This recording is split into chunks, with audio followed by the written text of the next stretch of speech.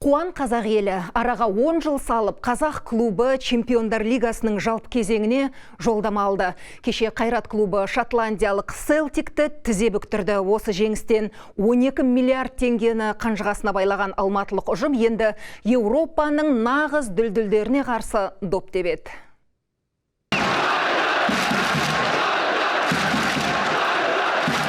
Алматы орталық стадион, көрерменге лық толы трибуналар. Бәрі жасыл алаңдағы жағдайға алаңдаулы. Себебі бұл ойын Қайрат үшін шешуші сәт еді. Сол сын сағаттан сары-қара түсті команда сүрінбей өтті. Қазақ елі құтты болсын бүгінгі, Қайратымның той қылғаны дүбірлі. Қаншама жыл жығып келген біздерді, Селтик міне Алматыда жығылды. Дәл осы сәттен кейін қуанбаған қазақ қалмады. Жанқияр жанкүйер бұл жеңісті жолда да, тойда да тойлады.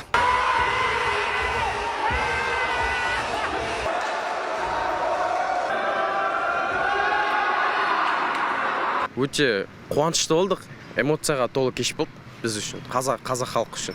Сол, өзіміз енді футбол сүйер қауымнан болған соң өте қызық болды. Ана вратар бар ғой, Темірлан, сол вообще красавчик, әдемі тұрды, мойындау керек.